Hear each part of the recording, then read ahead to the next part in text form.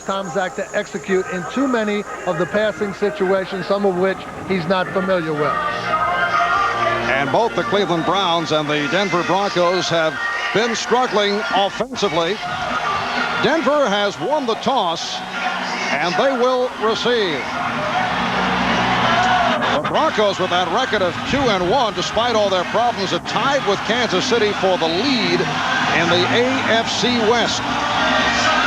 Previous to the defeat to the Philadelphia Eagles, they won their games over the Raiders and the Chargers despite the lack of a running attack. The deep men for Denver. Arthur Marshall, the free agent rookie out of Georgia. Alton Montgomery, three-year man from Houston. Matt Stover with the kickoff. And it is taken by Montgomery. Tripped up across the 30-yard line by David Brandon. A look at the Denver offensive line. And they have had their difficulties. Lanier, Wydell, Karch, Davidson, and Freeman.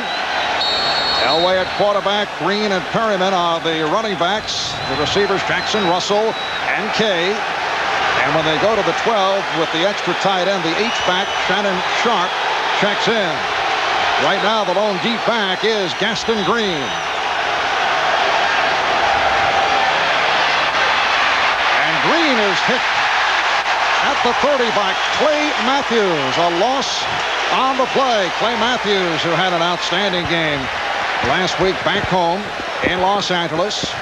The front seven for the Browns. Burnett, Jones, Michael Dean Perry is back after having knee problems. He missed the last two games. Pleasant on the right side. Brandon, Johnson, Matthews are the linebackers. And a look at the secondary. Taylor and Wilburn at the corners. Turner and Newsom are the deep men. When they go to the nickel, Randy Hilliard checks in. It's a second down and 10. Elway with the time. Throwing deep. And he has Shannon Sharp in the open field. And Sharp is caught from behind inside the 15 by Barry Wilburn. Well, with the long yardage situation up, Cleveland put their nickel defense in anticipation of Denver throwing the ball down the field. But Shannon Sharp was able to beat Barry Wilburn. And it looked like he might score here, but there was good pursuit back from the Cleveland defense. And Cedric Figueroa, the nickel linebacker, was able to make the play. But Denver's got great field position early in the game. And that a play that goes for 54 yards. First down at the 14 for the Broncos. Gaston Green reaching to the 10-yard line last week. Gaston Green not able to get going. He's averaged only 2.3 yards per carry. Spent 3 years with the Los Angeles Rams. This is second season with Denver. Last year ran for over 1,000 yards. Made the Pro Bowl for the very first time. Well, Gaston's having a little trouble generating much offense. He was telling us there just haven't been too many holes to block, and just hasn't been there for him this year like it was last year. Second and 5. Down at the 9. Green off the pitch out. Try to cut back, could not. Mike Johnson, the middle linebacker, number 59, the man who leads the Browns in tackles, was able to make the stop. Well, when you play a 4-3 defense like Cleveland does, offensively you have to find some way to block the middle linebacker, or he is going to be involved in every run and play. And Mike Johnson scraped off to the right side there and was able to get Green down. Real good play by Johnson. Brings up a 3rd and long here for Denver. 3rd down 8 at the 12. Now Reggie Rivers in the backfield. Elway could not find anyone. And he runs it out at the marker. Run out by the free safety Vince Newsom. Well, that's one of those situations where Cleveland played very good pass defense, but Elway, the ability to improvise, gets out of trouble. They didn't have the the spy situation on in that particular down and distance situation, and he was able to get down close to the first down. But short of the first down, it's a 4th and 1. And so David Treadwell, who missed 2 last week, will attempt from 22 to put some points on the board. New holder, Tommy Maddox. And Treadwell able to put it through. Backup quarterback, the rookie from UCLA, taking over as the holder. They're calling it a 23-yard field goal as Browns and Broncos come together following the three-pointer by Treadwell. We'll be back in a moment. Denver off a 23-yard field goal by David Treadwell, who had missed his 2 attempts last week, has taken a 3-0 lead. And Brad DeLuisa, the kickoff specialist for the Broncos, getting ready. He's placed all 9 of his kickoffs into the end zone or beyond in his 3 games. Randy Baldwin, second-year man from the University of Mississippi, is the deep man for Cleveland. And again, a good kick.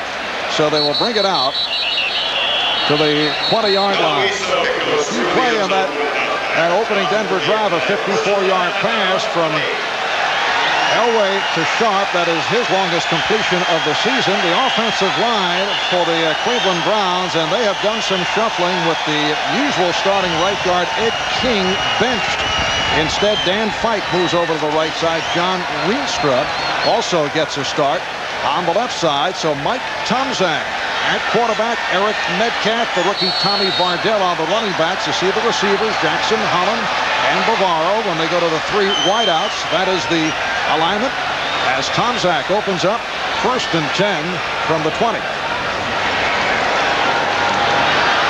Vardell trying the right side, but nothing there. Met by Carl Mecklenburg. Tommy Vardell, first-round draft pick, was 6'2", 238 pounds.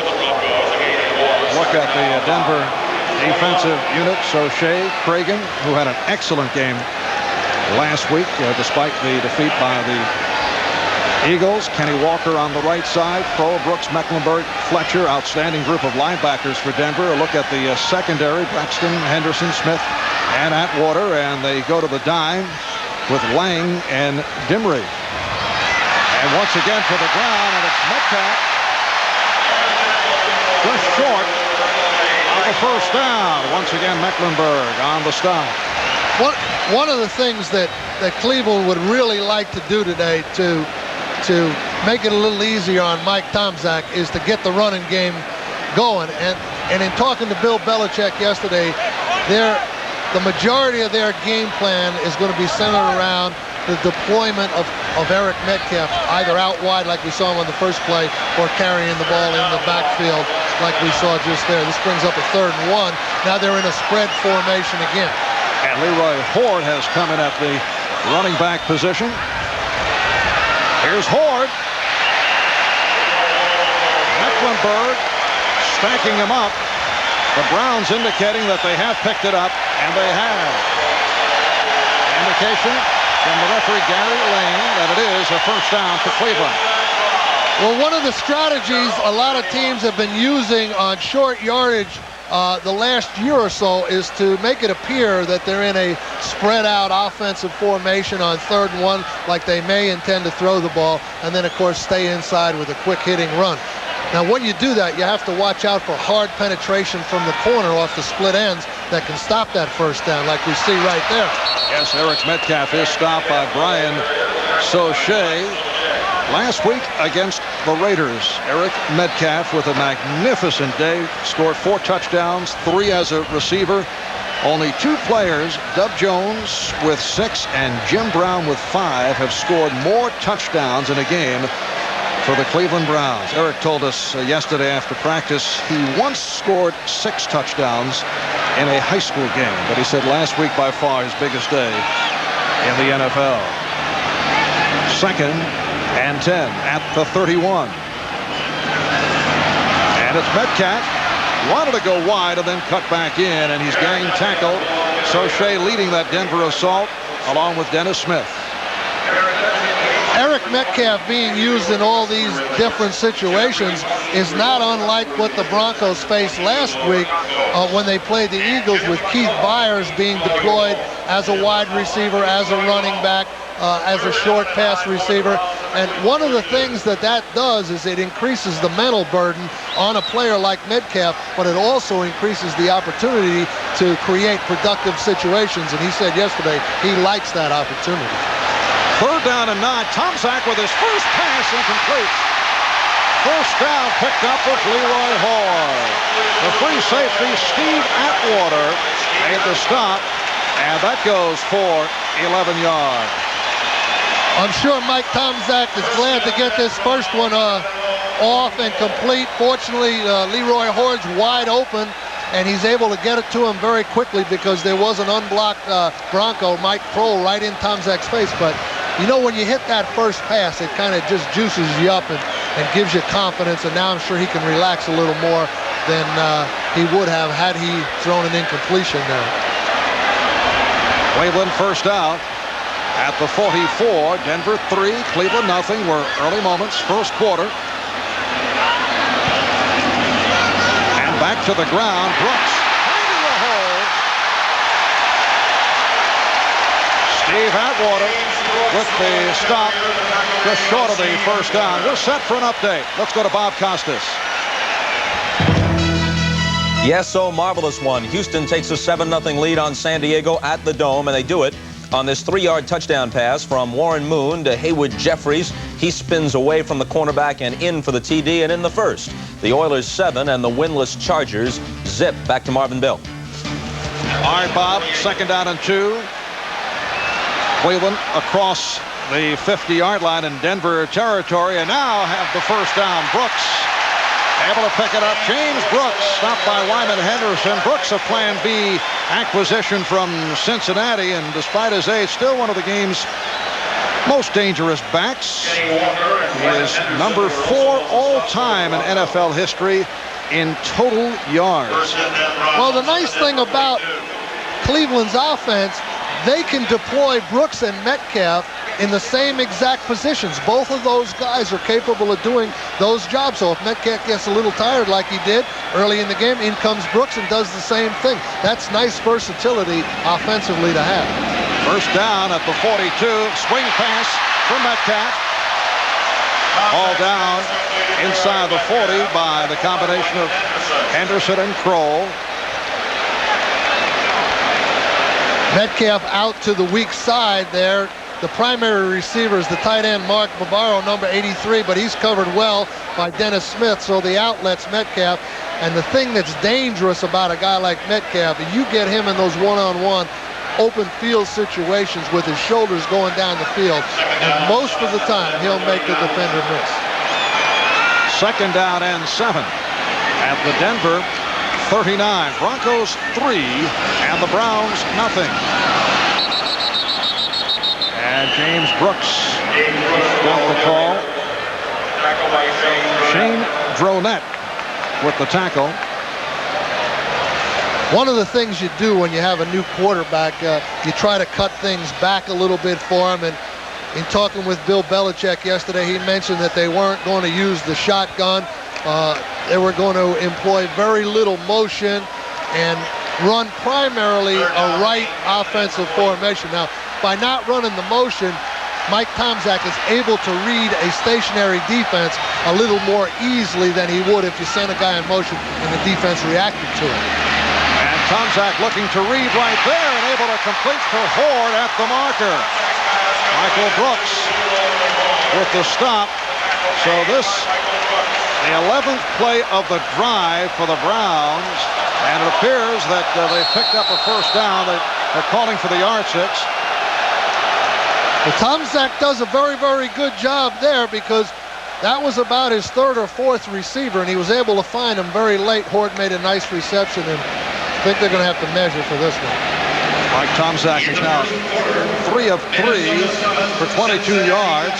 We asked Mike Tomczak about his release by Green Bay, and he told us yesterday the toughest part of it, the emotional insecurity. You begin to doubt yourself. Well, you wonder whether you can play, but he also said that he was fairly confident in light of the numerous quarterback injuries that seem to take place every year that he would be called. Now, this brings up an interesting situation here, and it looks like Bill Belichick's going to go for it. Yes, the Browns off that last spot were just short of the first down. This is a drive that has carried 7.5 minutes. 12th play of the drive. One of the things Denver's defense has to be careful about there is not jumping offside. This could be a fake cadence here. Just under 4 minutes remaining. First quarter. That's Jackson in motion. And this will be close. Eric Metcalf stopped by the combination of Brian Sauché and Michael Brooks. Well, whenever you see the defensive players from the team start walking on the field, Cleveland's pretty well convinced that they didn't make it. Here's another look with Metcalf getting the handoff. So Metcalf not able to pick up the first down, and Denver will go back to the offense. Broncos first down from their 33-yard line, and Gaston Green was rocked. Clay Matthews was right there. Clay Matthews, this is 204th game as a Cleveland Brown. And Bill, that's now second place on the all-time Browns games played list, behind Hall of Famer Luke Rosa, who played in 216.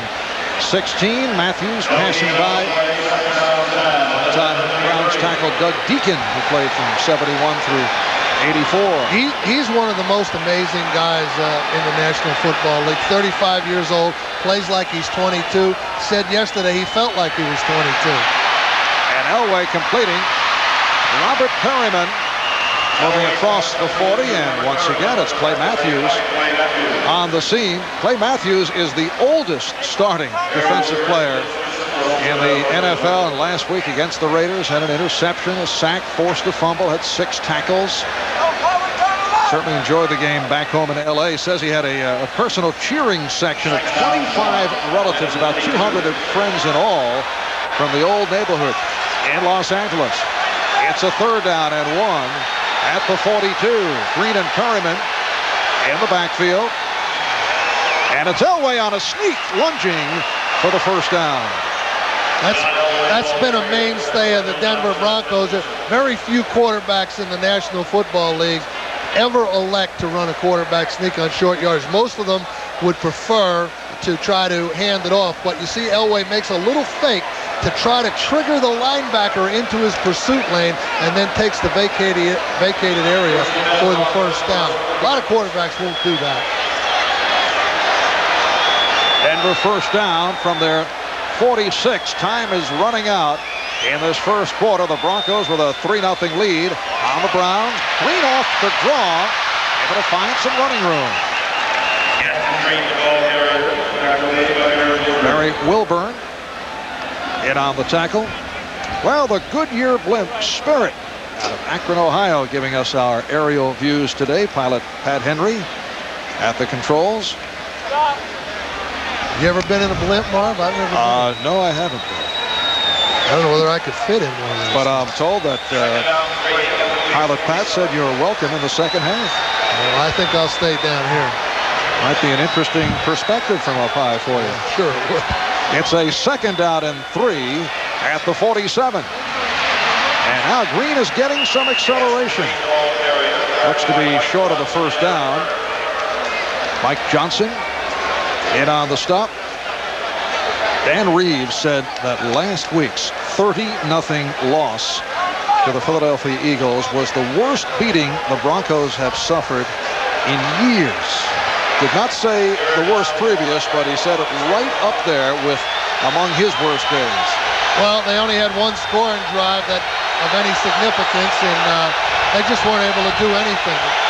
We've had a lot of 3rd and shorts already in this game.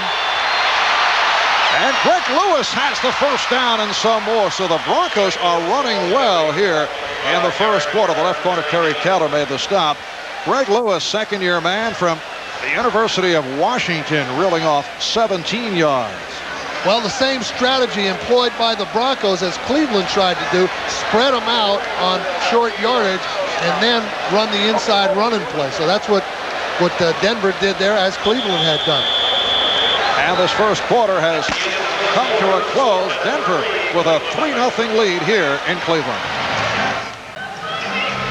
Welcome back to Cleveland. Marv Albert with Bill Parcells as we head to the second quarter. Denver with a 3-0 lead on Cleveland. That's not a pleasant stat for the Broncos. In fact, Denver is the only AFC team with a winning record at 2-1 that has been outscored after 3 games to the tune of 56-38, including that 34-zip in the second quarter.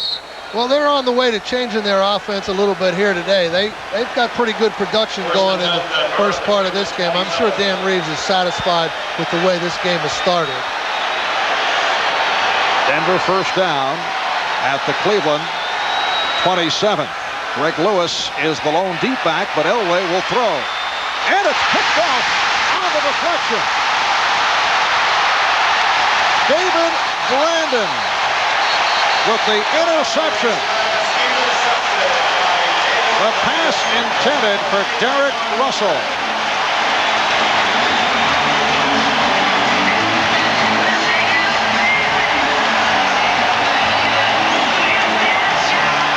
David Brandon playing on the left at linebacker.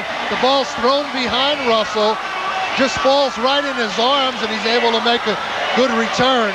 Elway makes a nice play to save a touchdown right there. A moment ago, John Elway intercepted for the 4th time this season. It was picked off by the outside linebacker, David Brandon. Ran it back for 31. First down at midfield for the Browns. Denver up by the score of 3-0.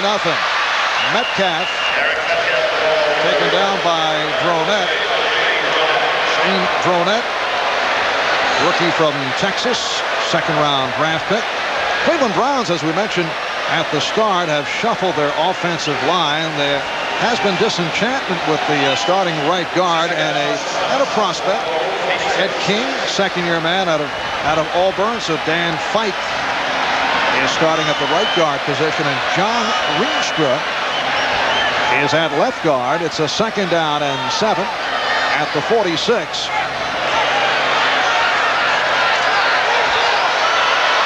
A draw play for Leroy Horde. He's going to spin loose.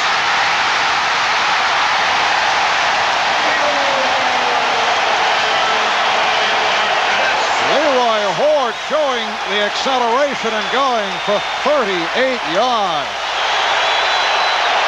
Sometimes when you have a versatile back like Metcalf, it forces a guy like Horde to do multiple jobs also. Metcalf's playing where Horde plays, then Horde plays where Metcalf plays. And the first part of that series, Horde. 38-yard line following the 51-yard punt by Mike Horan. Mike Tomczak in at quarterback. Signed by Cleveland after Bernie Kosar was injured. He'd held out most of this preseason, did not play for Green Bay. Then the Packers waived him. He started the final 7 games for the Pack last year when Mikowski was injured. Goes to the swing. Metcalf is bumped out just short of the 45 by the outside linebacker, Mike Kroll. Earlier, Bill, we touched on the problems on the Cleveland offensive line, and I mentioned John Rienstra, number 70, is in as a starter at left guard. Well, Rienstra recently admitted suffering anxiety attacks on a regular basis. Says he missed the second half of the game against Miami because of an anxiety attack. He is on medication for the problem, hopes to keep it under control. John Rienstra, one-time member of the Pittsburgh Steelers.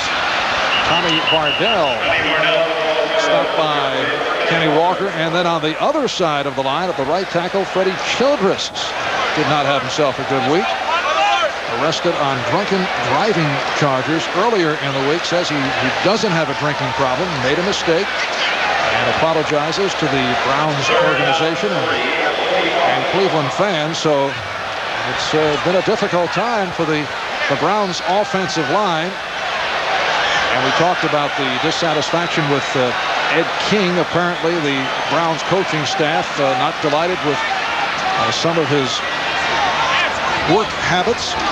Get to that in a moment. Well, you know, sometimes you have a player like Ed King, who's a very talented guy, drafted very high last year by Cleveland. And you know, sometimes the coaches just, when you watch film every day, you don't think that he's maybe working quite as hard as you would expect him to.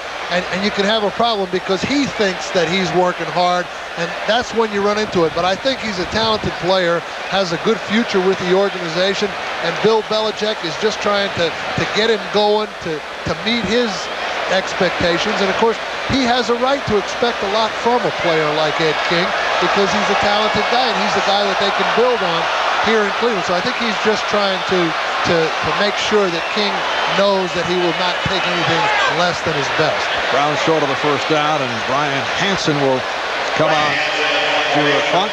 Can you recall other players in that situation, guys you coach, who you felt were not working out to the best of their ability in terms of their work ethic? Oh, sure.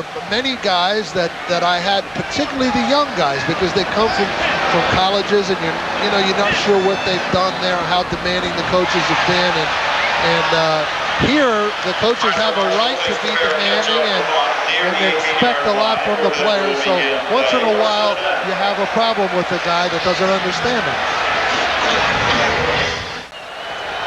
Denver tight end Clarence Kay, bothered by a strained right knee, will try to give it a shot, try to walk it off. Well, he grabbed his helmet. I think he'll be back. If they lay their helmet down and don't go back to get it, they're probably not coming back in. The Broncos start out from the 18. Gaston Green finding a hole. He's stopped by the middle linebacker, Mike Johnson. Broncos with a 3-0 lead on a 23-yard field goal by Treadwell.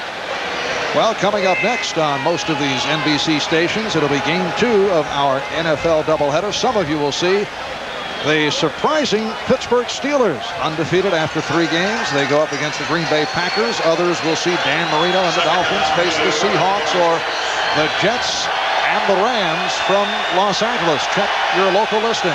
2nd down and 2 at the 26. That's Sharp in motion. Back to the ground for Green. And he has a first down, stopped by Wilburn and Matthews.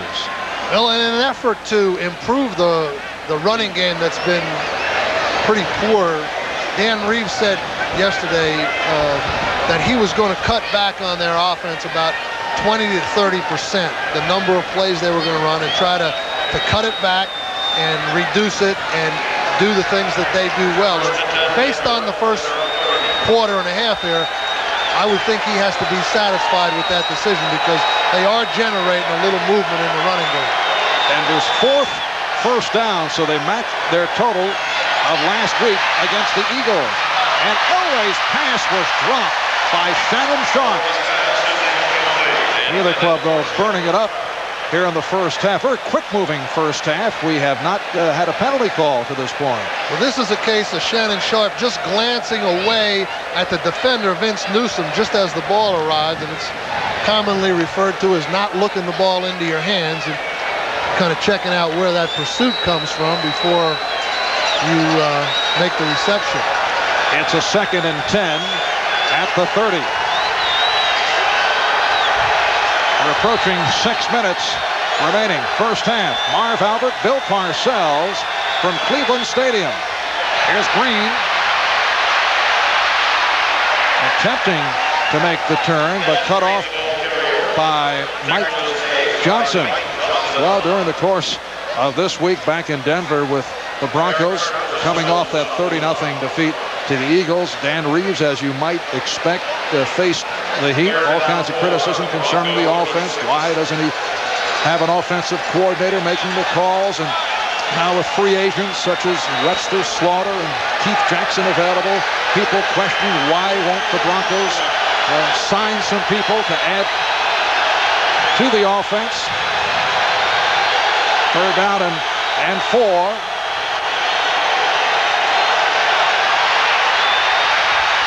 Elway could not find anyone.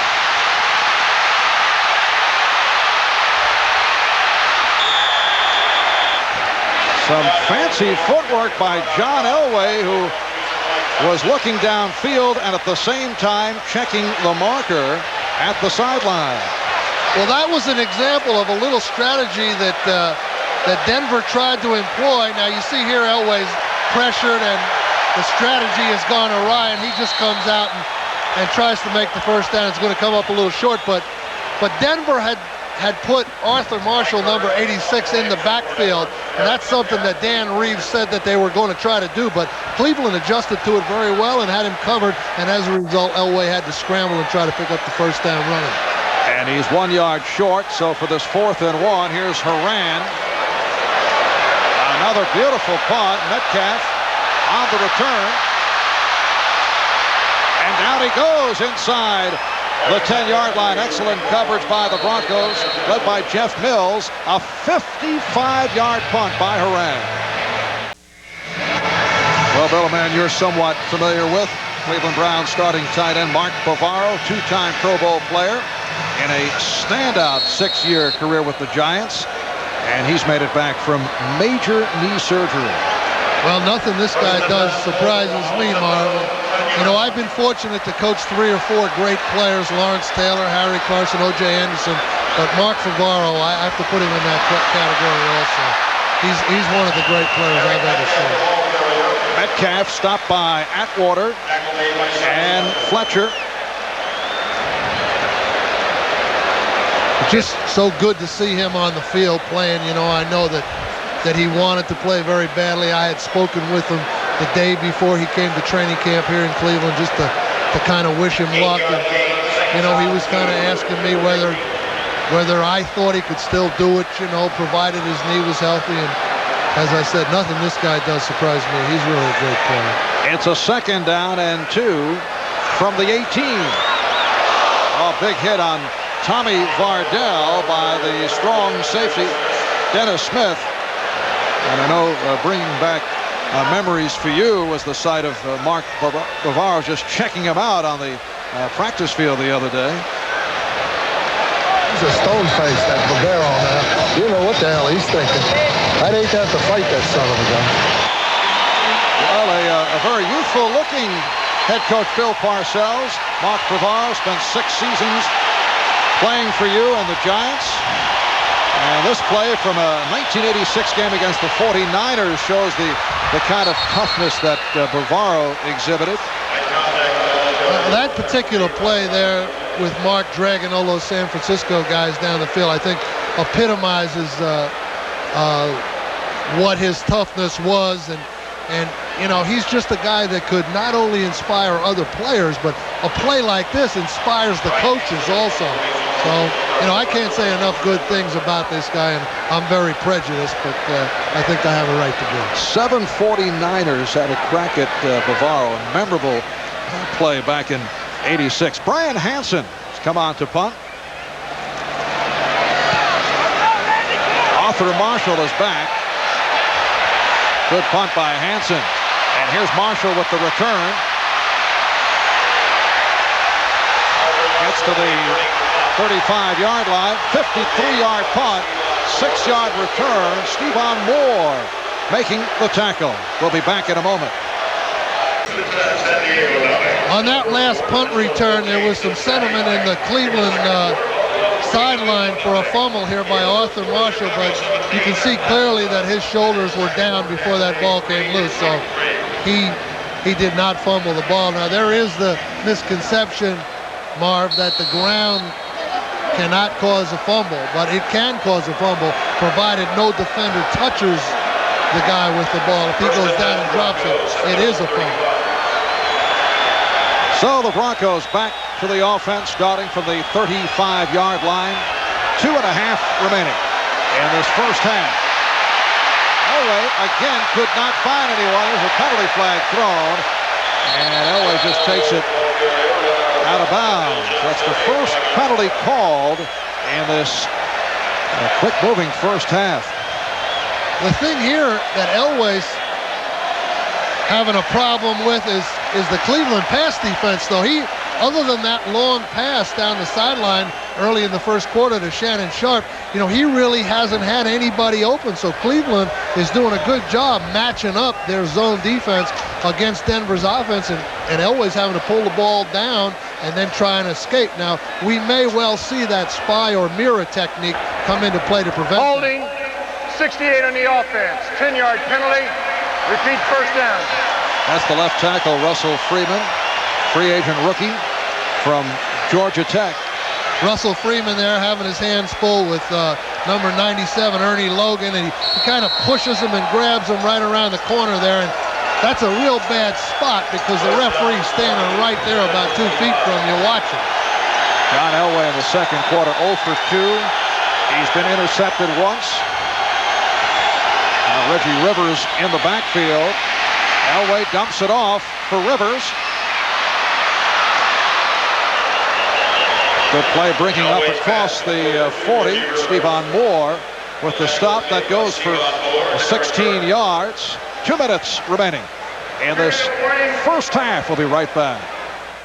Paez, Jorge, one of your favorites, I know, and recall you relating to his understated wardrobe on many an occasion. Well, that's the guy that's from the circus, has the circus background, Jorge Paez. Very good. You've had a couple of bouts stopped on cuts, haven't you, Mark? Yes, earlier in my career with other color commentators. Yeah. 2 minutes remaining in this first half. Not much happening offensively for either club. That has been the profile of these two teams over the first 3 games of the season. Denver with a 3-0 lead by virtue of an early 23-yard field goal by David Treadwell. Of course, John Elway, with 2 minutes to go, I'm sure some of these 80,000 people have some memories here, even though it's the first half. It is a 2nd and 3 at the 42. And Elway going incomplete. Intended for Arthur Marshall.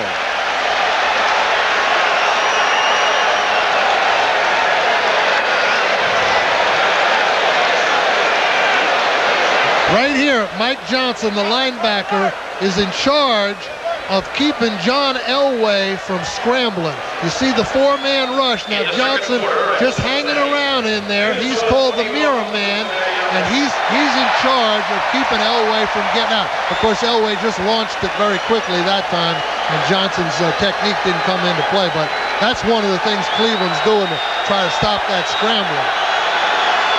Mike Johnson last year set back by a broken foot, missed 11 games. Elway bullet to the sideline and has a first down with Shannon Sharpe covered by Stevan Moore.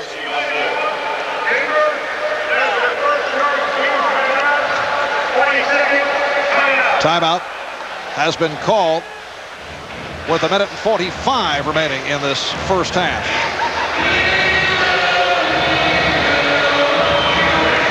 There's Johnson again. Now this time he's kind of keeping an eye on the Denver running back. He's had 2 jobs. They change up. Now you see him, he's kind of staring at the back there, but he's also got his eye on Elway.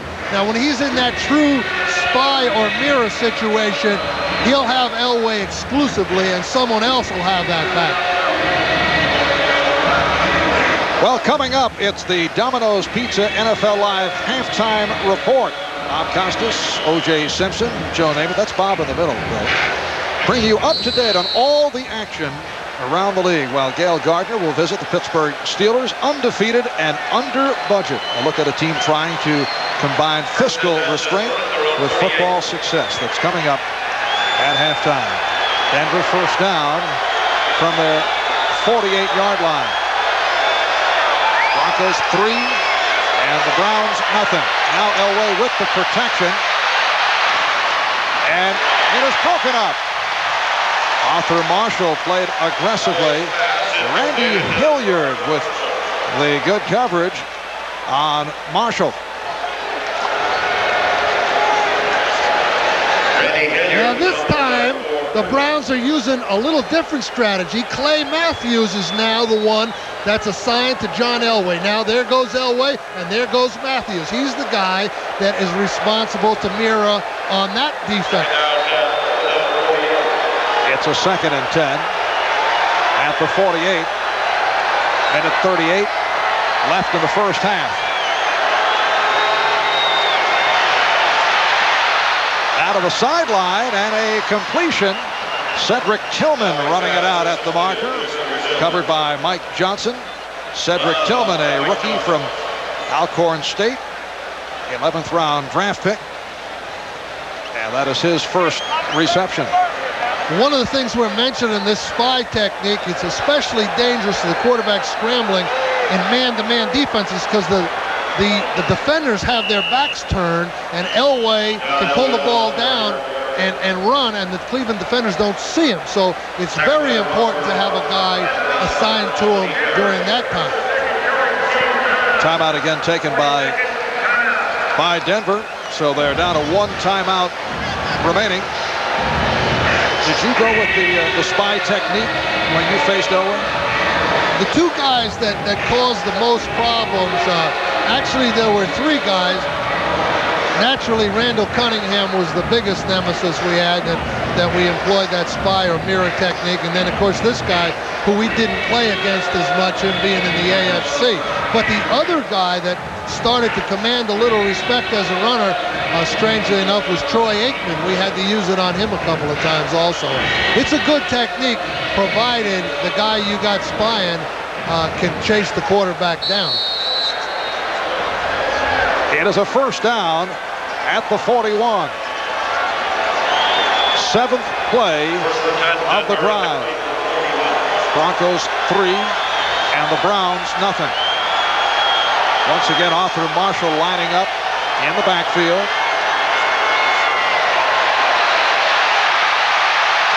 Elway is hauled down. Let's see, did he get it away? A penalty flag is thrown. Michael Dean Perry showing his quickness at the wraps on John Elway.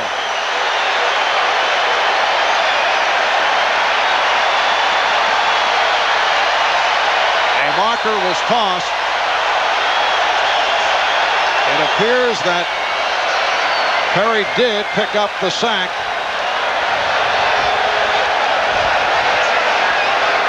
Intentional grounding.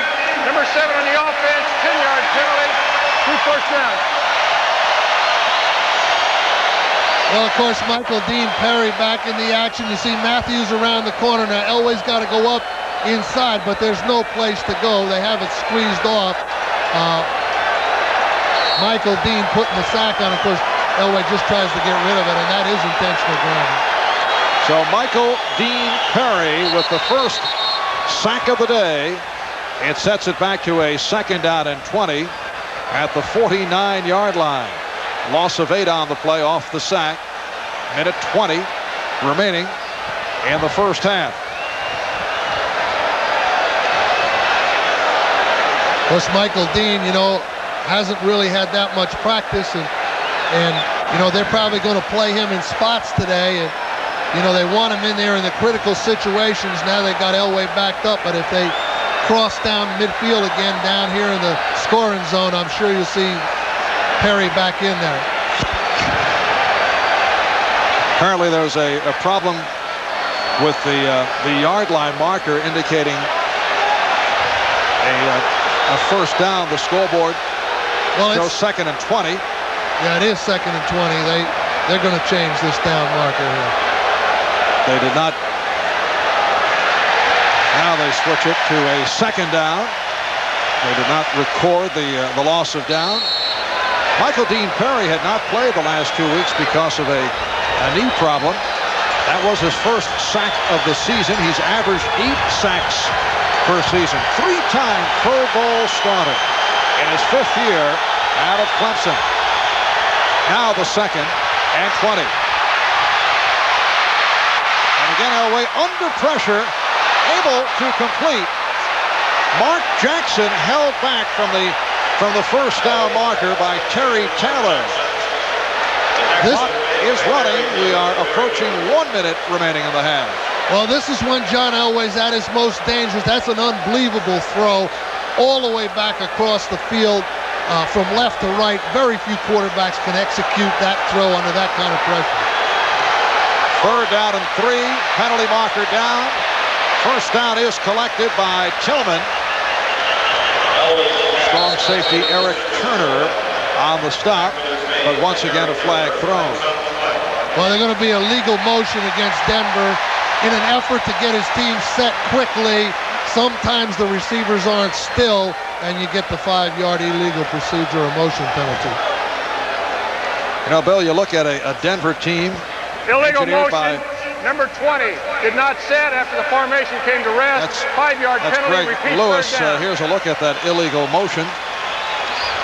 Well, he's trying to get set. Of course, he doesn't have time to set his feet, and he's coming down the field. And you're not allowed to be going forward when the ball snapped. Denver 0 for 11 in 3rd down conversions last week against the Eagles for the season. Last in that department, 1 for 30. It's a 3rd down and 7. And Elway spun around and is taken down. Anthony Pleasant with his 2nd sack of the season.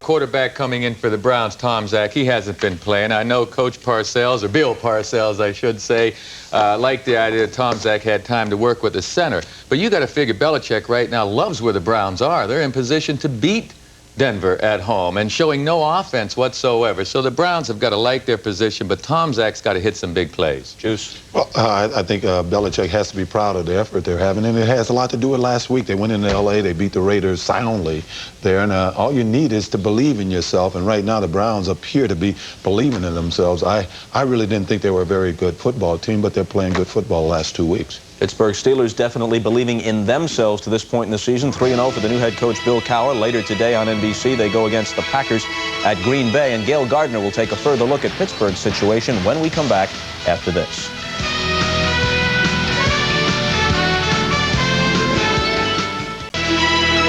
This is the Domino's Pizza NFL Live Halftime Report. Brought to you by Domino's. Nobody knows like Domino's how you like pizza at home. Okay, Gail Gardner joins us at halftime. Now, many of you in the second half of today's NBC doubleheader will see the Steelers going against the Packers. A lot has changed this year in Pittsburgh. New head coach, obviously. Surprising 3-0 start, but the essential operating philosophy of the front office is unchanged. Unchanged, and we're talking about 60 years of time, from Art Rooney to Dan Rooney. Things have remained absolutely the same. And you know, when the 49ers won their 4 Super Bowls, they did it extravagantly. When the Steelers won their 4 Super Bowls, they did it frugally. In 1992, the judicious financial system of the 70s is still in effect. And now they're winning again, undefeated and under-budgeted. Quarterback Neil O'Donnell, 3rd in the AFC in passing efficiency. Running back Barry Foster leads the AFC in rushing. Wide receiver Jeff Graham leads the AFC in receiving yardage. The undefeated Steelers sit alone atop the AFC Central, and they've done it with a combined salary of $1.93 million for their 6 skill position players. It is less than the single salary earned by 49ers quarterback Steve Young when he was signed as a backup to Joe Montana. We're just on the team right now that has a different structure than the rest of the NFL. You know, it's 27 teams plus the Pittsburgh Steelers. True, but according to the latest records available, the tight-fisted Steelers did have the lowest player payroll in the league in 1990 and the highest net income.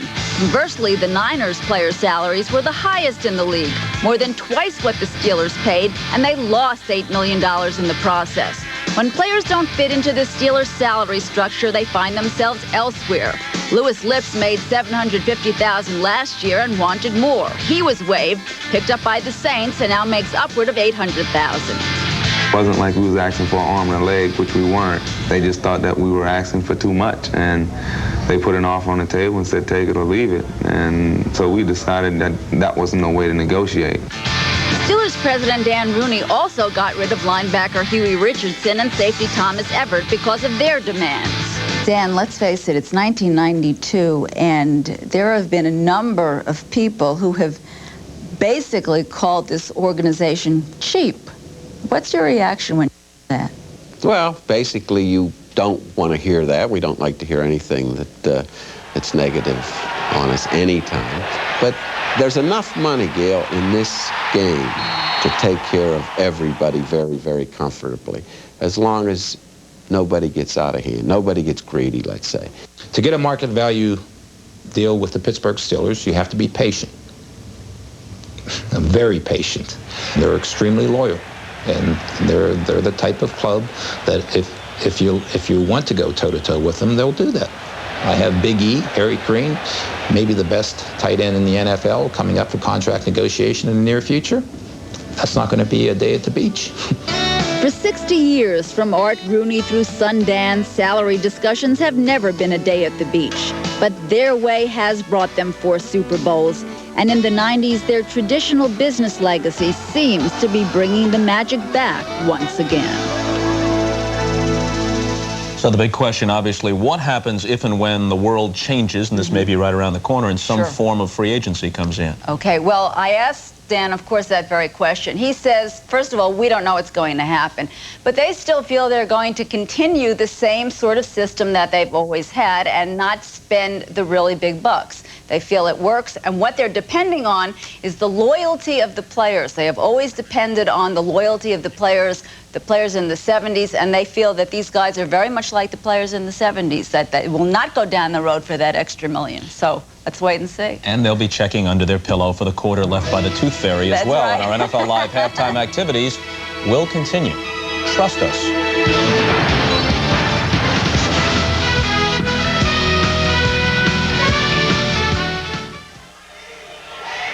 Well, at halftime, the Denver Broncos lead the Cleveland Browns by the score of 3-0 here in Cleveland on a beautiful 65-degree breezy day on the shores of Lake Erie. Marv Albert with Bill Parcells. And Bill, this matchup of 2 clubs that have certainly struggled offensively this season. Not much happening in the first half. Both clubs did go up and down the field, but the result, that 1 field goal.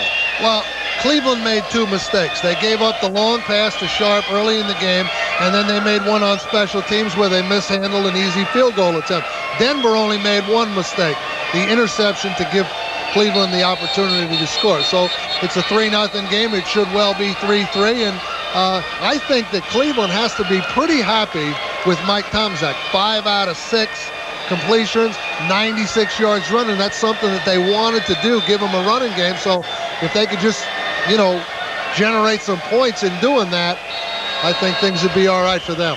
Well, the only points, the 23-yard field goal by Treadwell for Denver. Cleveland had an opportunity right here, but the snap mishandled. Well, that's one of the things. The ball was a little bit low, and the holder, Brian Hansen, didn't block it with his hands, and it got in between his arms. And, of course, you see the result. Matt Stover, he doesn't know what to do about it. There's a former Giant, Matt Stover, who you had in camp briefly. A look at the Coors Light halftime statistics. Well, Dan Reeves has to be pretty happy with 162 yards. Now, that's twice as much as he had last week against Philadelphia with only 80 yards or 82 yards. So he's got to be happy. Now, I think the thing that probably upset him a little bit is being in field goal range in that 2-minute possession, and then John Elway taking the sack and being sacked out of the field goal range.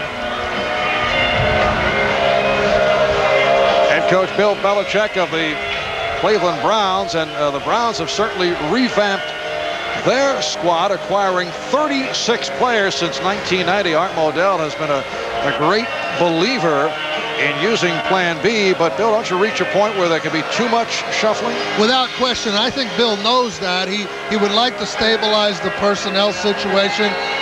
You don't want to have that Grand Central Station effect, guys in and guys out every week, but until they get the team set exactly the way they want, you continue that experimentation.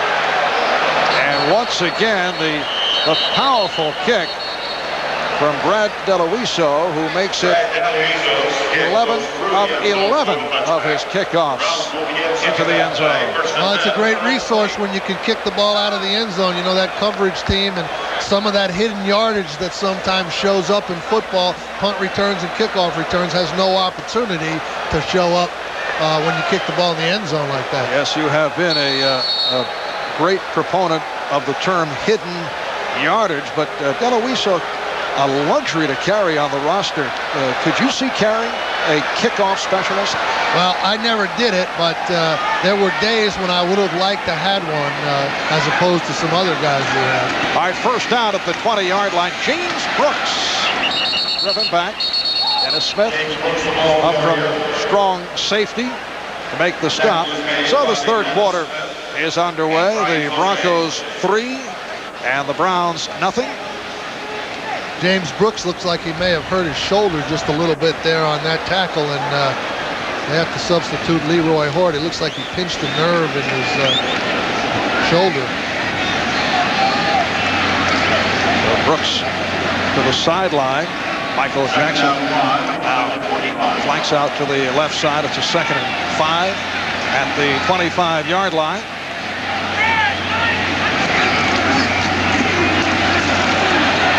Ford who was stopped back behind the line.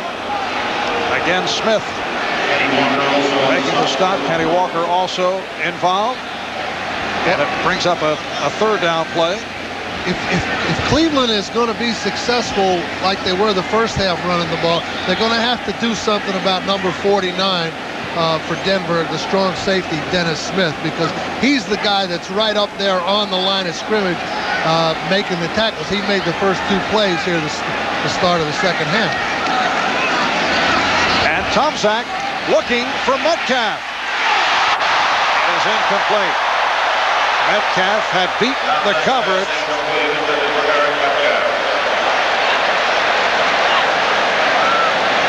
And they get a situation here with Eric Metcalf lined up on the linebacker Mike Kroll with Atwater. Excuse me, that's Dimry and Atwater back there.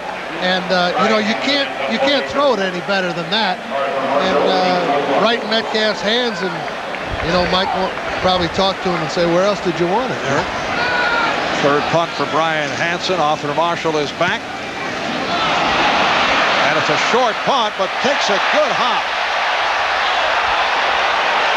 And the ball was touched. That was not the intent of Randy Baldwin. He was trying to avoid the ball and just let it roll. Well, Arthur Marshall signals for the fair catch and then determines that he's going to be unable to make it, and he's lucky to avoid contact with the ball there. That could have been a big mistake, but fortunately Marshall got out of the way in time. So Hansen will get credit for a 46-yard punt thanks to the roll. And Denver back to work at the 30-yard line.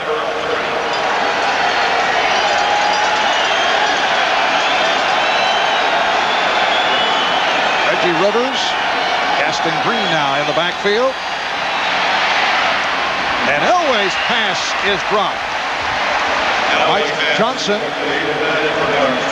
on the coverage. Clarence Kay, who obviously is all right despite that strained right knee, although he was not able to hold on to that pass. Well, you want to know what are some of the reasons why you're not moving the ball. Well, there's a good example of a 10 or 12-yard easy game that Elway executed well, and the supporting cast just doesn't, you know, come to his assistance. Elway 6 of 11, 114 yards, sacked twice, intercepted once. Second down and 10. Here's Marshall. So Arthur Marshall is cut off. And Reeves has gone with Marshall on several occasions. Usually a wide receiver. He's lined him up in the backfield. That's the first time that he's carried the ball in a rushing situation. But Dan Reeves said yesterday when we met with him that he would use Marshall in the backfield both as a pass receiver and to utilize his running ability. Of course, he's a returner, but Cleveland sees that and adjusts to it well. And when you put a guy back there for a special situation, the defense usually, if they recognize it, can cope with what you're trying to do. And here's another third down play for Denver. 0 for 4 in third down conversions today. make it 0 for 5, but a flag has been thrown. Rivers, the intended receiver. Reggie Rivers, a flag on the way.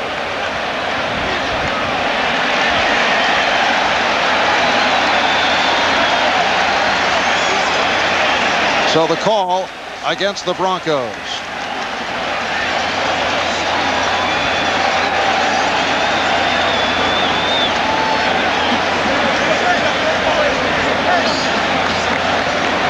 Hold it. Ineligible receiver. Offense downfield. Number 72. Penalty decline. 4th down.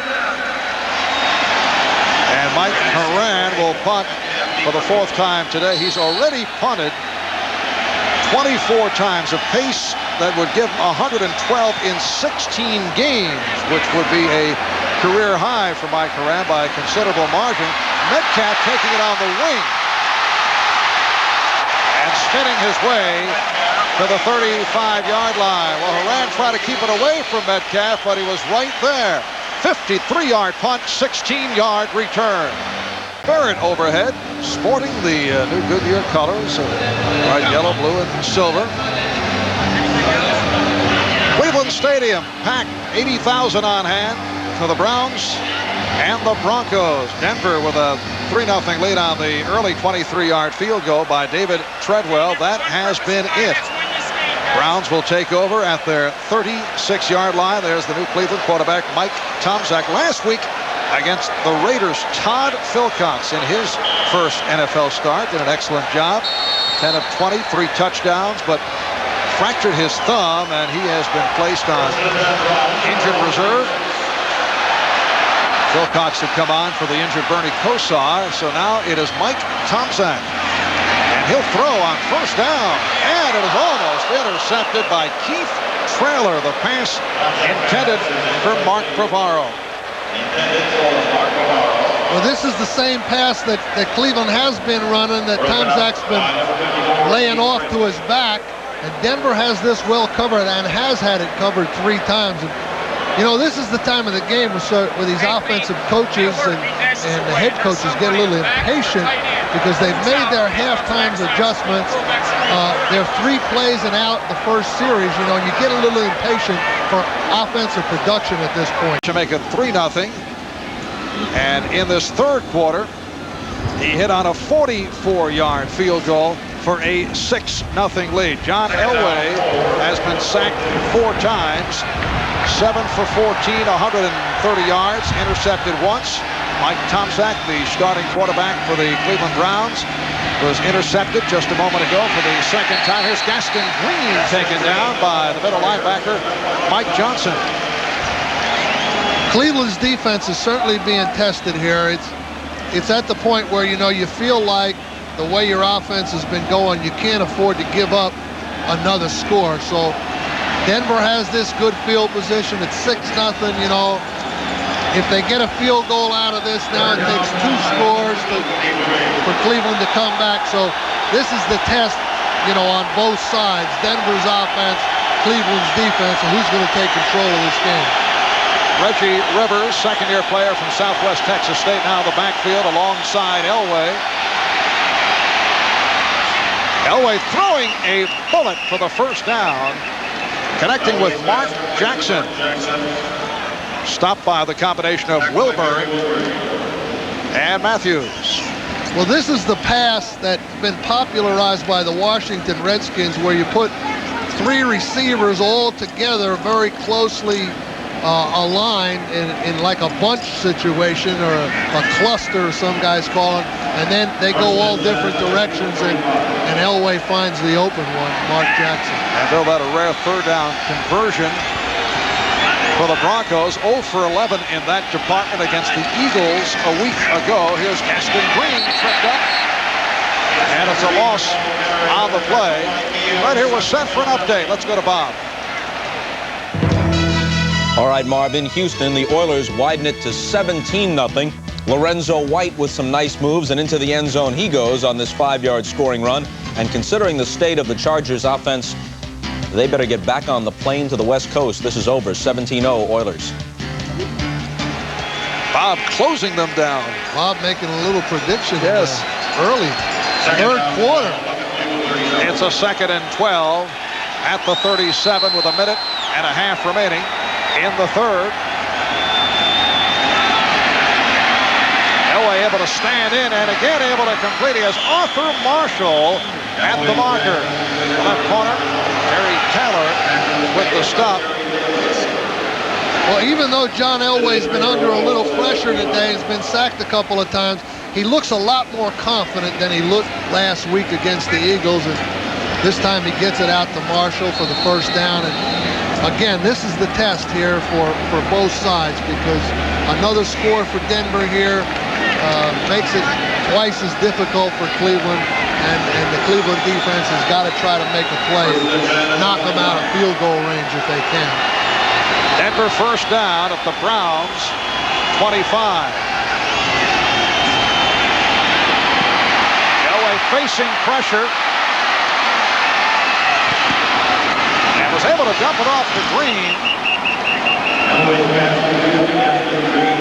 Clay Matthews made the stop on Gaston Green. The experience that John Elway is starting to show. That the Cleveland pass defense has been strong, had the guys covered. He bought some time by being able to scramble outside and gets it off to Gaston Green. And, you know, they're inching closer. Now they have a 2nd and 2, which is one of the most difficult defensive calls to make, because they could try anything offensively here and get away with it.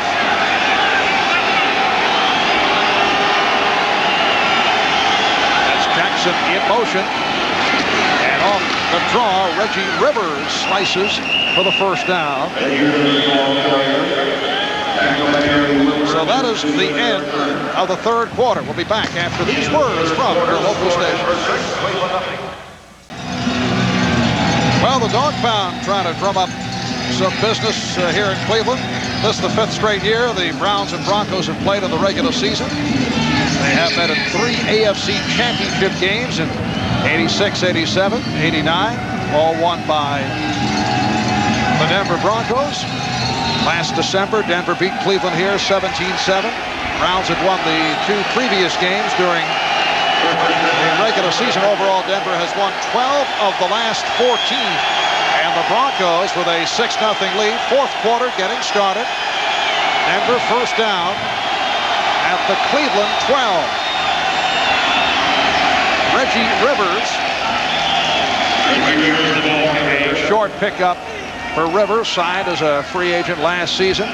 He's been used primarily on special teams, but the last couple of weeks he has been carrying the ball. Well, Rivers is a guy that they use in and out, not a full-time player yet, but he's the biggest back that Denver has. And he's the guy that does a little of their inside running. But Dan Reeves has to be pretty happy with the way this thing is going now. They've already had the ball for 24 minutes. That's more than they usually have it for the whole game. It's a 2nd and 7 from the 9. Elway is taken down for the 5th time. Anthony Pleasant, Rob Burnett will split that one. The thing Cleveland is able to do that keeps the pass rush strong throughout the game is rotate the defensive linemen. They're really playing with Michael Dean Perry going in, Logan going in,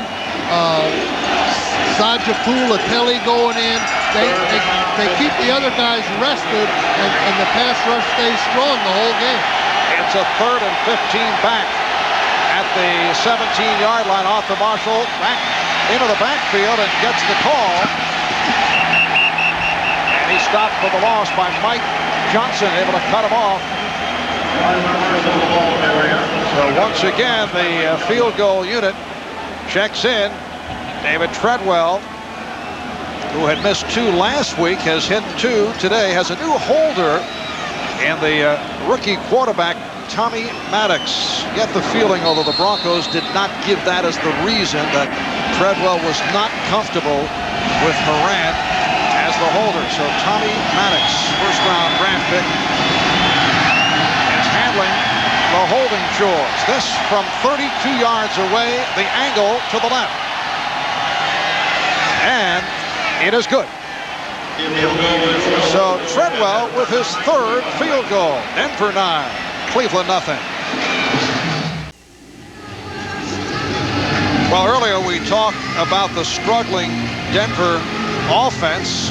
The numbers in yellow showing what the Broncos average coming into today's game. And Dan Reeves has to be satisfied, although the Broncos have not been able to score a touchdown, but certainly they have put up better numbers than they have in recent games. Well, the time of possession, 25 minutes, is certainly an improvement. Yard control in the game, and you know, they're like your stock portfolio, Marvin, up in every area. I never thought of it in that manner. And here is actually a kickoff return. Randy Baldwin running it out across the 15. That's the first time today that Brad DeLuiso has not kicked it through the end zone. In fact, first time this season. And here comes Mike Tomczak as the Browns return to the offense. Well, this is showtime for Mike Tomczak, and you know they have no points up yet, and they're running out of time. There's 2 scores down, and Mike Tomczak, if he's going to do anything, he's got to start getting it done right now, because the time will be a factor on his next possession. Lone deep back is the fullback, Tommy Vardell.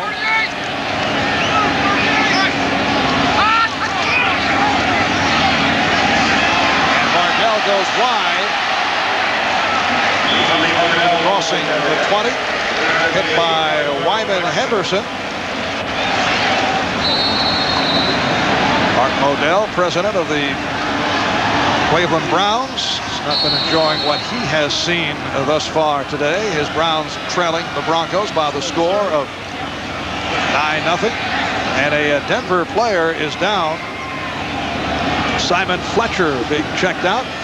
We'll take a break. We'll be back in Cleveland in a moment. The dream of a pure sports car has been kept alive by the people who race them. Those who believe in the simple thrill that only comes from driving a lightweight car with a lot of power. A car that car companies no longer made.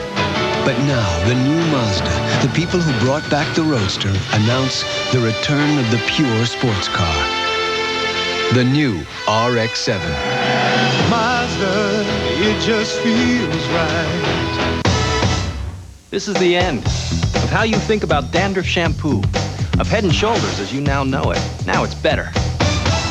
Because new Head & Shoulders gets to 10 times more of the places dandruff starts to help prevent flakes. Would you try this with your ordinary shampoo? I think not. No other shampoo has this formula. New Head & Shoulders. This could be the end of flakes. Period. Wouldn't it be great if you could afford a luxurious mansion? For you and all your friends? Of course the place needed some updates, like a bowling alley and a pool table. Naturally, you'd have an open house. Food's here! With beer! Harold, do something! Icy, cold-filtered Keystone, Keystone Light, and Keystone Dry. Bottle beer taste in a can. Now, wouldn't that be great? The NFL on NBC is brought to you by the new Mazda. Mazda, it just feels right. By cold-filtered Keystone, Keystone Light, and Keystone Dry. Bottled beer taste in a can. Wouldn't that be great? By Dean Witter. There are many ways to measure success. Dean Witter measures success one investor at a time. And by Castrol Syntex, the new synthetic oil that protects in ways other oils can't. Well, Simon Fletcher shaken up, being checked out. He's been replaced by number 52, Jeff Mills, 3-year man out of Nebraska. Second down and 3 at the 22. Vardell. And he's kept away from the first down by the nose tackle, Greg Cragen. Cleveland still has time to mix the run and pass together in this drive. But, you know, if they don't get some points on the board pretty quickly, as I mentioned a minute ago, this is going to be reduced to an all-passing game in their next possession. And then, of course, that changes Denver's defensive approach, how they go about executing defensively, puts more pressure on Tomczak to execute. So what he's trying to do now is engineer a steady, consistent drive down the field that results in points. He has a 3rd and 1 from the 24. And Horde is stopped, driven back by Dennis Smith. A key 3rd down stop by the Broncos defensive unit. Dennis Smith has had an outstanding day, a day that has included an intercepted pass. Dennis Smith, 33 years old in his 12th NFL season. Going into last year, wasn't sure he wanted to continue playing, had a standout year making the Pro Bowl for the 5th time, and here he is for a 12th NFL campaign. And that's the guy you got to block if you want to run the ball against Denver.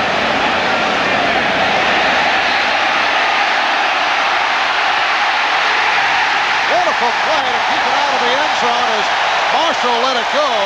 Randy Baldwin making the play. There he is, number 23. Randy Baldwin, 2nd-year man from Mississippi. And that will go as a 72-yard punt. Well, they always say football is a matter of inches, and there you see just 6 inches creating bad field position for Denver. On that last punt, you can see how close it came to going in the end zone, and a great play by Randy Baldwin, and now the pressure's on Denver's offense to get it out of there. And that goes down as a 73-yard punt. Gaston Green, the ball carrier. That is not the all-time Cleveland Browns record for distance.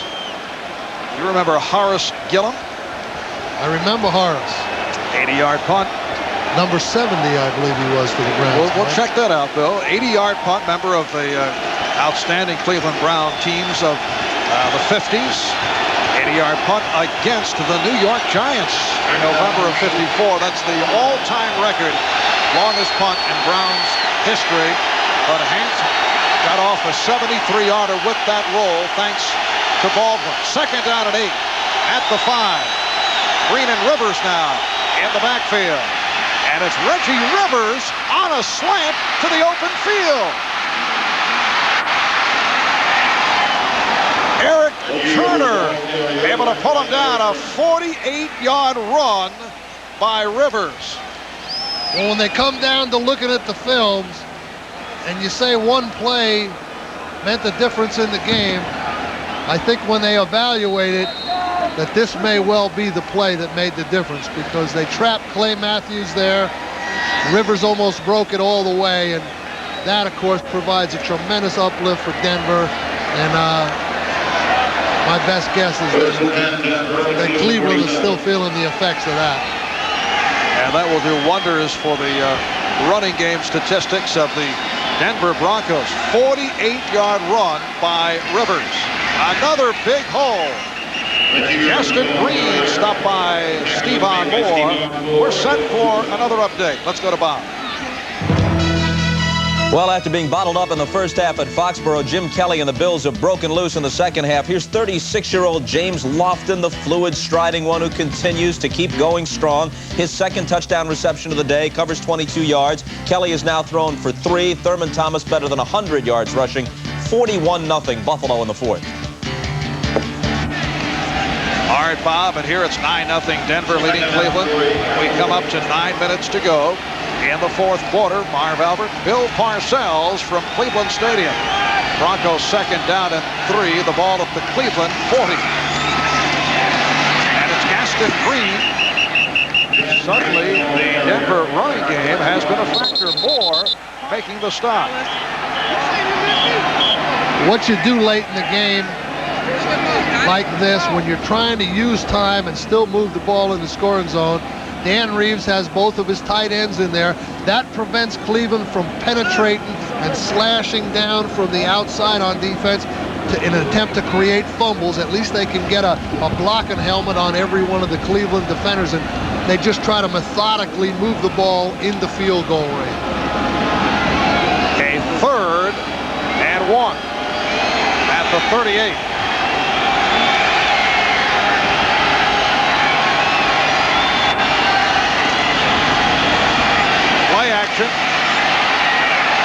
Elway could not find anyone.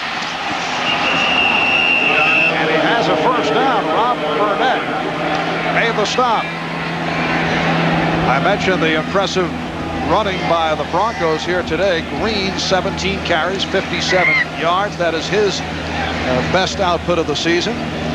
Dan Reeves going for the kill shot here, trying to get a play action on 3rd and 1 that results in a touchdown, but it's covered. And again, I hate to beat this dead horse, but Elway's athletic ability allows him to turn a play that's well defensed by the Cleveland secondary into a first down for Denver. And now they're back into 2 tight ends, and they'll start running the ball again.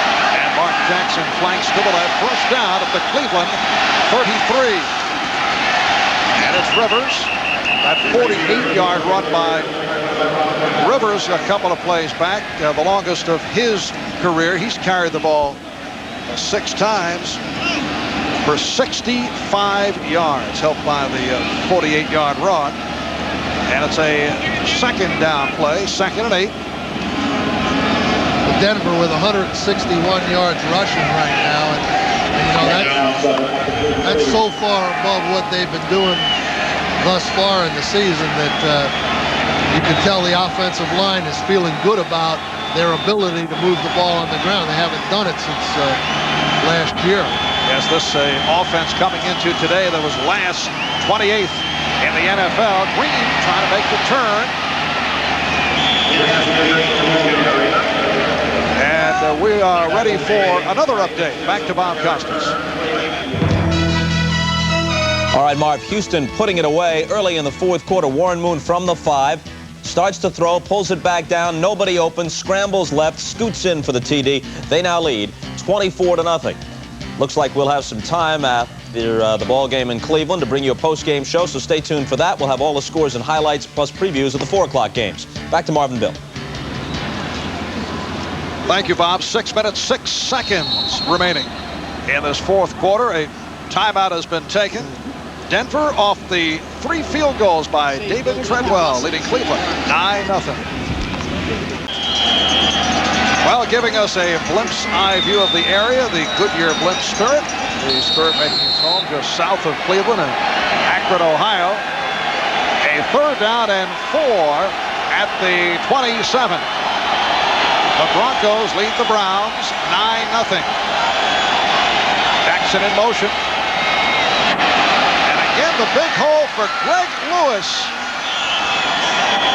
They are firing off that offensive line.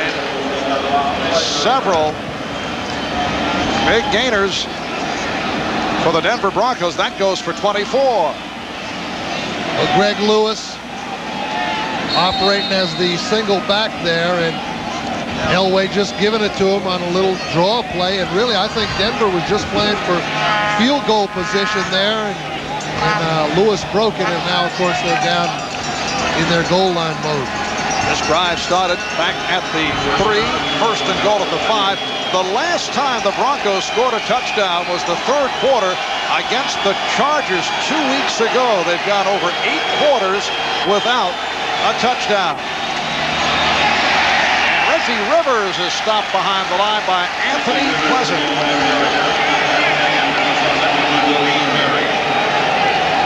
Anthony Pleasant in his 3rd year out of Tennessee State. How about that Denver offensive line that has heard its share of criticism? Russell Freeman and Ken Lanier at the tackles, Jeff Davidson, Doug Weidel at the guards, and Keith Karntz at center. They have done a job in particular in the 2nd half. Well, they sure have. And Denver was facing a tough situation because if they didn't come in here and win with their future schedule, you know, they've got Kansas City coming up. They've got Washington. They got Houston. You know, they could be looking at a long losing streak, and this is a good win for them to get. All right, here's Rivers, and he is stopped. Mike Johnson making the tackle on Reggie Rivers as we come up on 4 minutes remaining in this 4th quarter. Coming up next on most of these NBC stations, game 2 of our doubleheader.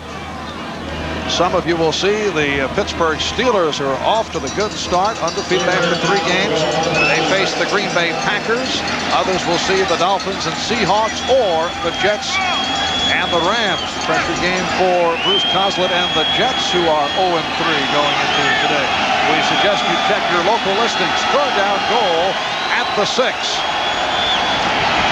It's Rivers, and he is stopped. Ball was jarred loose, but it was whistled dead. Burnett with the tackle of Rivers. And once again, the field goal unit will check in. The Browns have taken a timeout. Reggie Rivers just positioning for the field goal, and you know, he's down there. The ball's loose, but it's of no consequence. David Treadwell seeking to make it 4 out of 4. He has hit from 23, from 44, and earlier this fourth quarter he connected on a 32-yard attempt. So the new combination with Tommy Maddox, the rookie quarterback from UCLA, as the holder, and David Treadwell has been clicking here today.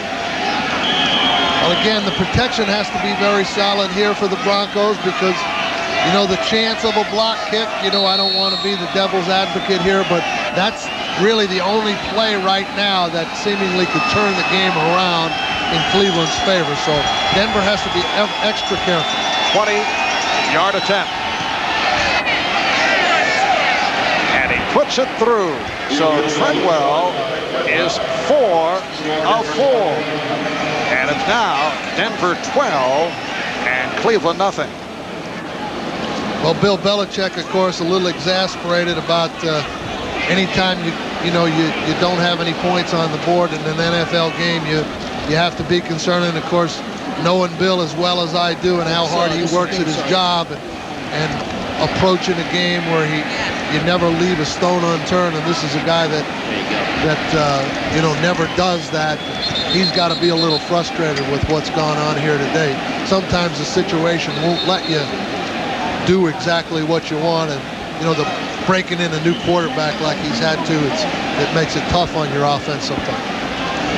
Key play in this last Denver drive, a run by Reggie Rivers. This is a drive that went 12 plays, started on the 1-yard line, and this burst by Rivers for 48 yards, a career-high run in the short NFL career of Reggie Rivers, the big play.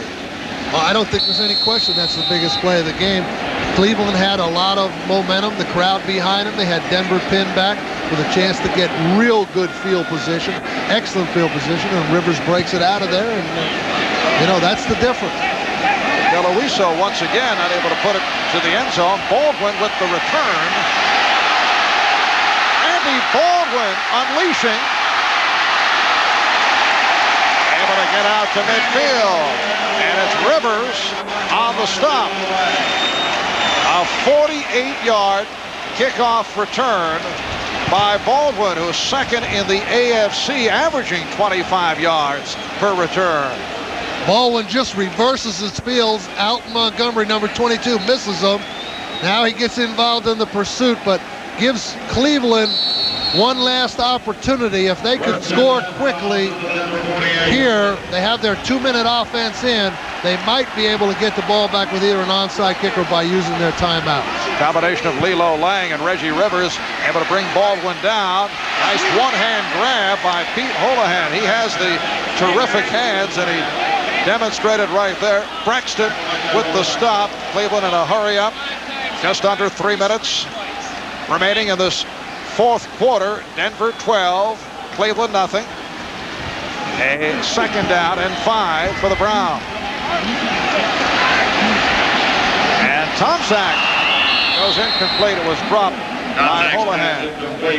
Well, Mike Tomczak's looking deep first, and that's a good idea because he's trying for the big play and then coming back to his secondary receiver second. Offside, defense, number 90 lined up in the neutral zone, 5-yard penalty, first down. Penalty called on Ron Holmes, the defensive lineman. 8th year, University of Washington, a starter at right defensive end last season, but this year, Broncos going with Kenny Walker as the starter. Well, one of the positive things about the Cleveland situation is there's no chance to be methodical here. You know, they've got to get 2 touchdowns to win the game, and so it's none of that kick the field goal and then try to get it back. They're just trying for the big play every play. Leroy Ford hit by Steve Atwater. And it's a 2nd down and 3 at the 30. Tomczak off the roll and has another 1st down with Horde. Brooks with the wraps on Horde. We're approaching 2 minutes remaining in the 4th quarter. It's a 1st down at the 20. Denver 12, Cleveland nothing.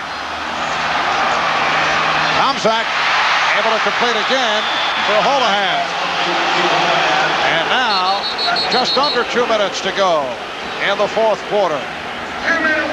2-minute warning leading to the timeout. Hope you stay with us after the conclusion of the game for the Old Spice NFL Live postgame report.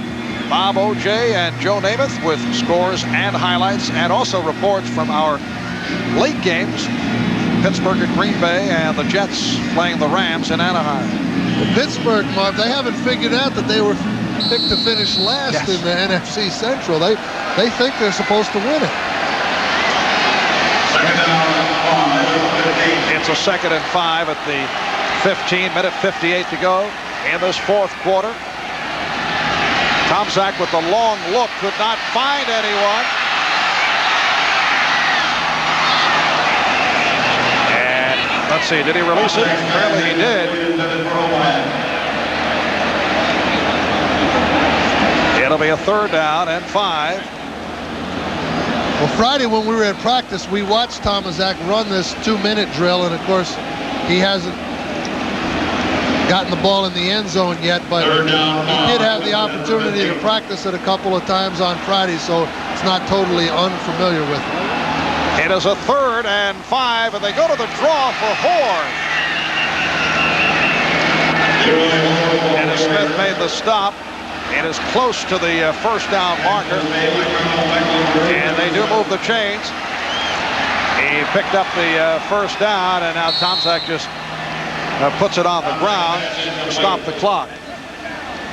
Cleveland right now's total strategy has changed, of course.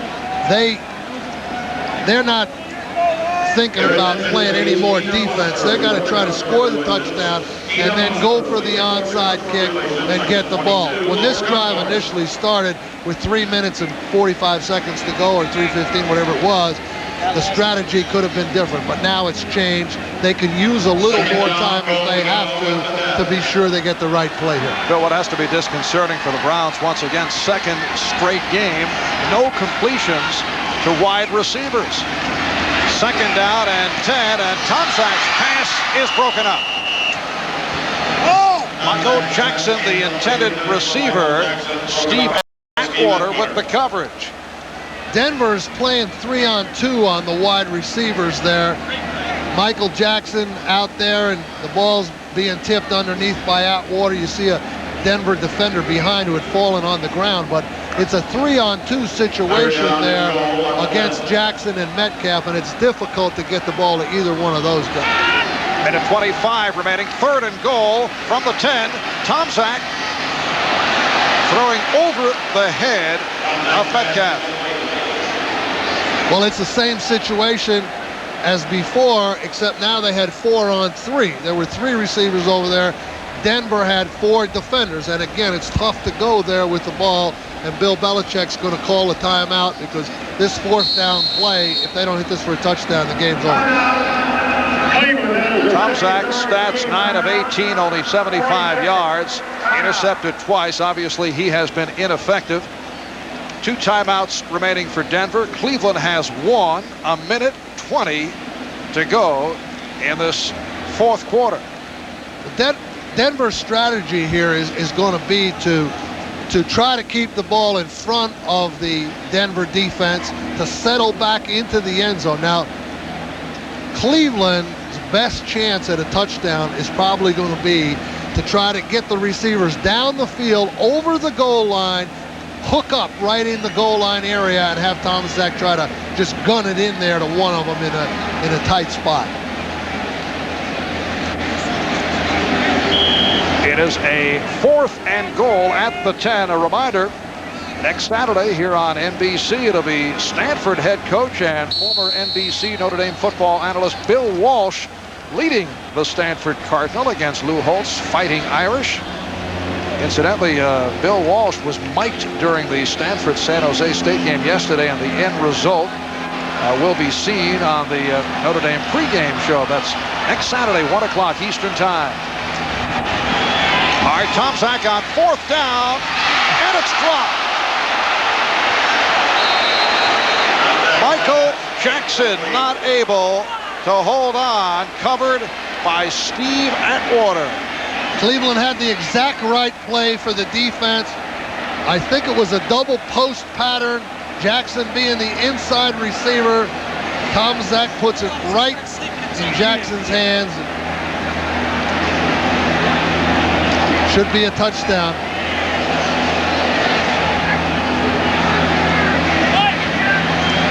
Tom Zach knows he had it there. That was a double post pattern. You use the exact right strategy, and you think you got the right play, and you call it and you run it, and then you drop it and you lose. It's 12-0. Browns receivers have had dropsy problems right throughout, and once again, this will be a game that will see the Cleveland Browns without a completion to a wide receiver. And there is Michael Jackson, the second-year man out of Southern Mississippi. We're down to 1:07 remaining in this 4th quarter. Right on the Old Spice NFL postgame report. Scores and highlights coming up, plus reports on the upcoming Pittsburgh-Green Bay and Jets-LA Ram matchups. Well, the Jets, of course, off to a disappointing start, and you know, this is a game, I think, starting the season, they felt like they would have a chance to win, and Chuck Knox has got those Rams ready to go today. So Bruce Coslett, big test for the Jets today out there in Los Angeles. It is a 2nd and 11 at the 9-yard line. Denver just looking to run the clock down. Denver Broncos next week, home for Kansas City. You mentioned the difficult stretch ahead, making today's game so significant for the Broncos. Then at Washington, back home for Houston. While Cleveland next week, sitting it out. It's a bye week for the AFC Central. And the Browns resume at home against Pittsburgh October 11th, and they're home for Green Bay, followed by 3 on the road at New England, Cincinnati, and Houston. Browns will drop to 1-3, and Denver, despite all their difficulties, 3 up and 1 down. Carl Mecklenburg said it best. You know, they have a young team. They needed to get a win on the road. They think they have a big advantage playing at Mile High Stadium, and they got this win today here against a good, solid Cleveland defense, but not much offensively for Cleveland. And the Broncos turning it around on the ground. Several long runs certainly help, but 40 carries, 188 yards. They rushed for just under 5 yards per carry. Denver 12, Cleveland nothing. The final score. Marv Albert, Bill Parcells.